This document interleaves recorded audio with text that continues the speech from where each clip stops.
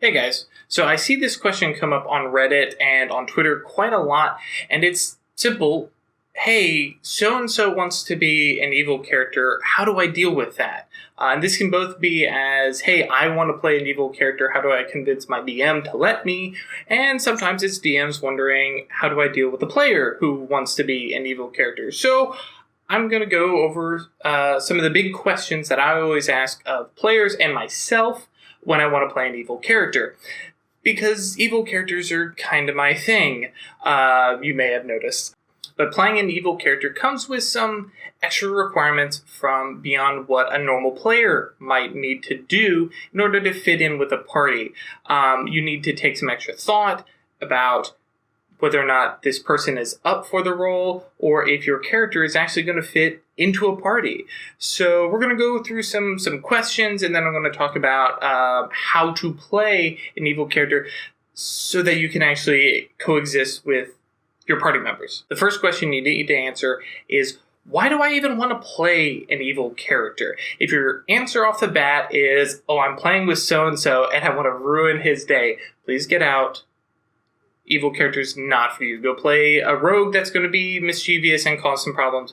That'll do enough. If your answer, however, is, I know so-and-so is going to be playing a good character and I want to play a foil to his heroic actions, that's a pretty good answer. If as a DM, you're wondering, why am I introducing this evil character that they're going to have to get along with? Even just a simple, well, this is going to be a enemy of my enemy is my friend kind of situation. The classic one that I've seen actually referenced in Dresden Files, which is one of my favorite book series, is the Star Wars universe. When we watch Darth Vader, who has been the bane of our existence for 3 movies, because we're only talking about the original trilogy, and then all of a sudden in Return of Jedi, he picks up the Emperor, lightning zapping everywhere, and he throws him down the reactor shaft, which, by the way, why is that in the throne room?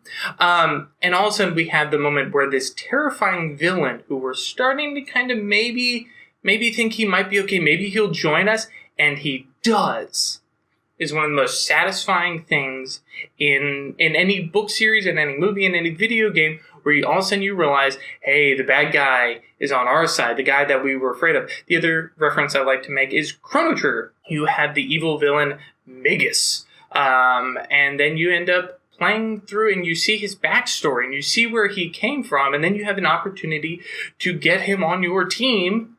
This guy was a boss that you had to fight a couple hours ago, depending on how speedrunner you're playing Chrono Trigger. And now all of a sudden you have the opportunity to put him on your team, and he has these crazy shadow spell abilities like Black Hole, and, okay, yeah, let's get this guy on the team. I know he uses a scythe as a weapon and stuff like that, and it's kind of edgy and grimdark and, whatever. But, that's kind of cool. And then you end up discovering that, well, no, he's an evil guy because he lost his sister and is trying to get revenge on Lavos. And spoilers, sorry. So if that's the kind of character that you're wanting, that's why you want to be an evil character, that works. That has some actual character and some actual development that you can have with that character. And you're not setting out to intentionally ruin the fun of the other players. Now, I do mean other players. You can be an absolute pain in the neck to the lawful good paladin all day.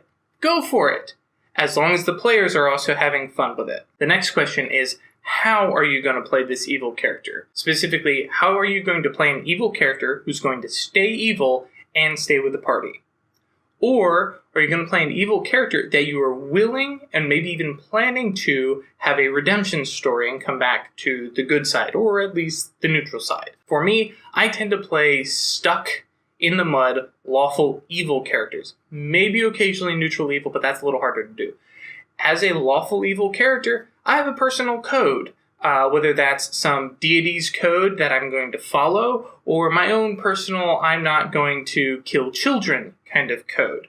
Specifically, this allows for some really good camaraderie amongst the party. one specific example I have is not actually in D&D. We're going to talk about Warcraft, World of Warcraft's most recent expansion, and I play Death Knight. I love the Death Knight, it's great.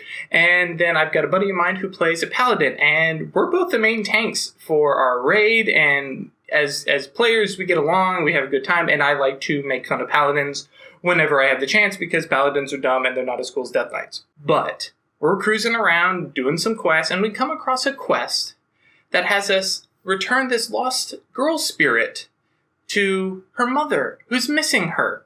And so we go, oh, okay, that's fine. And my Death Knight, I have my little Una Draenei ghost girl, and like, yeah, you know, kids are cool. I just do bad things to bad people. So Paladin, Death Knight go off, and we're making fun and this and that, and then we walk in, and the mother goes, I sacrifice you so I can have eternal life. Go away! And both Death Knight and Paladin go, excuse me, what? Nuh-uh. And both decide, no, she has to go, we're going to kill her. Now, of course, this is World of Warcraft, it's just a quest. There's not a lot of roleplay here. But for me, I still giggle at that moment where both of us go, oh, hell no.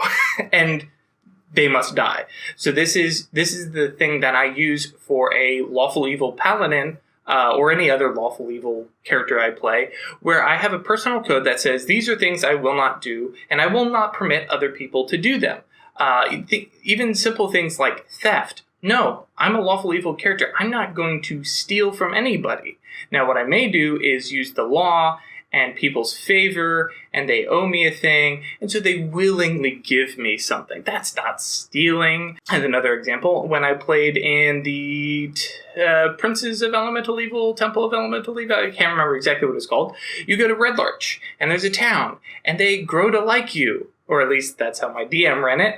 And of course, I was playing a charismatic tiefling paladin of bane, lawful evil, and I basically got the town to love me and think I was the greatest thing, and I was kind of the party leader, and basically I went to the All Faith Shrine and provoked the clerics there to attack me, and I got them exiled, and good, now there's no other religion but Bane. And I followed all the rules, hey, he attacked me first, they don't need to go to prison, I just don't want them in the town, they're terrible people, send them away. Okay, they sent them away.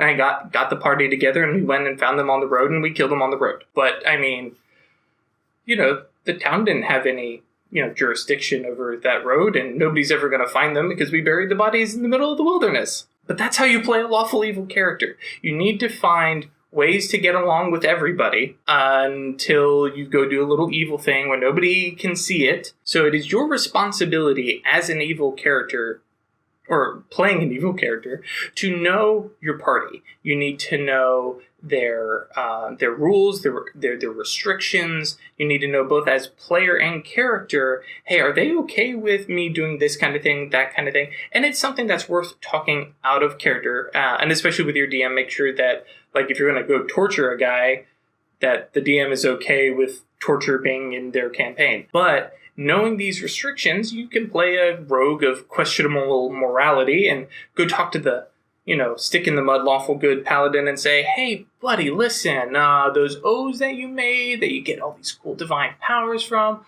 what are they again?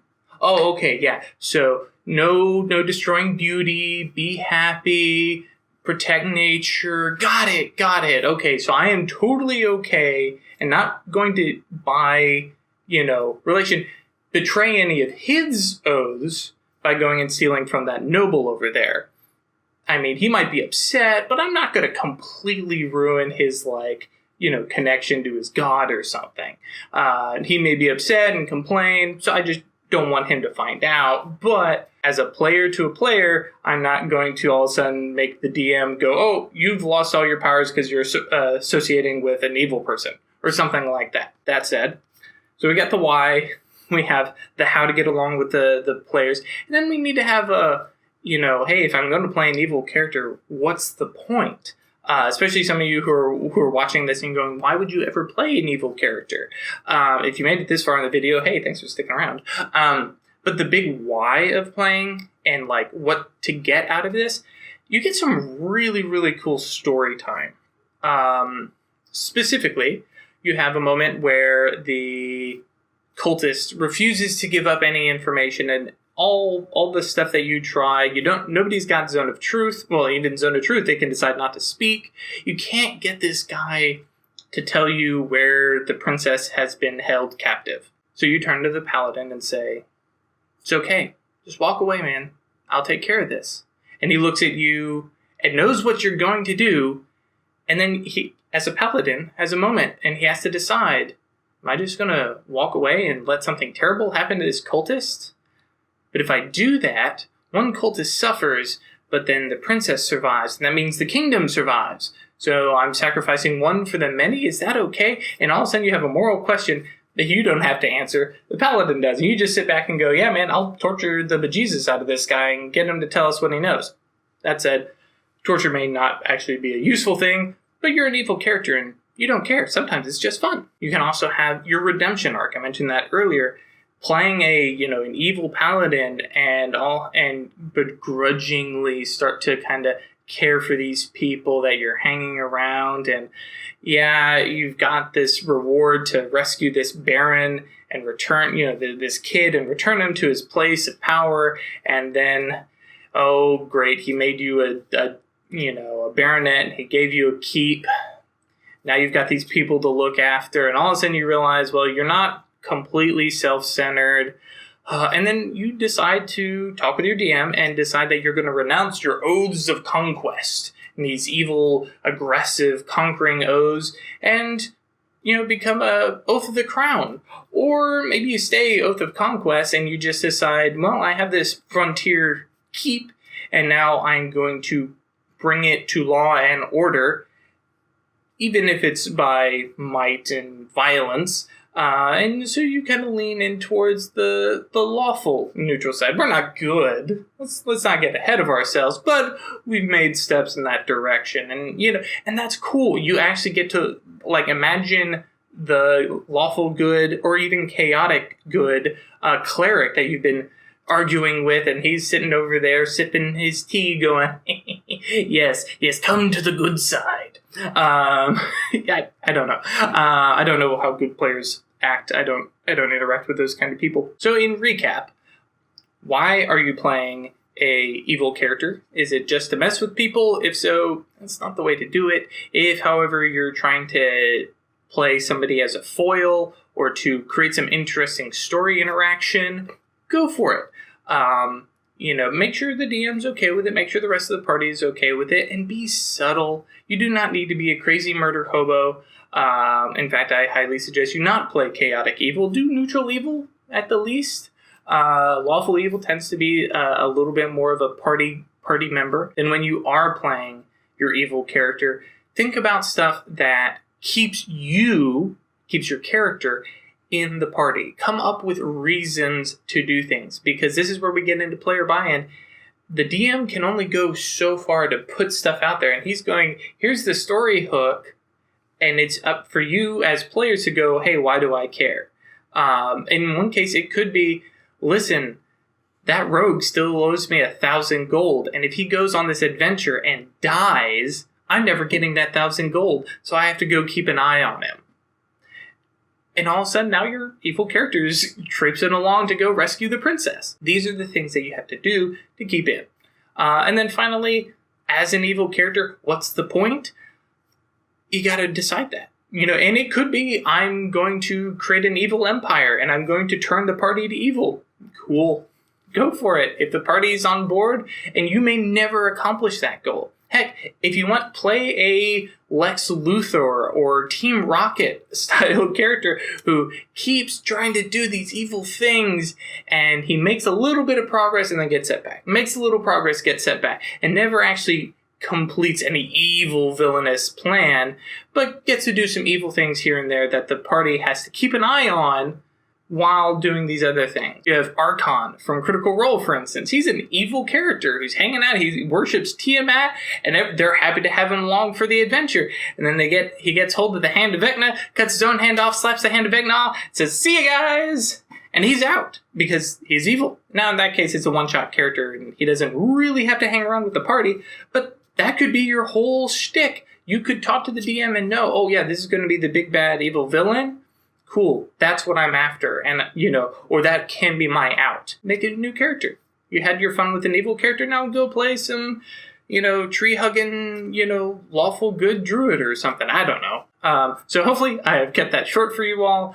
Just a little bit of stuff that always seems to come up on Reddit about how to deal with evil characters, and hopefully this was informative and I did not ramble too long. And I believe we will be back with some more RPG previews and hopefully maybe a live play or two sometime soon. We'll see how my Thursday campaign ends. That may be after the holidays. So we will see. But until next time, keep rolling those dice.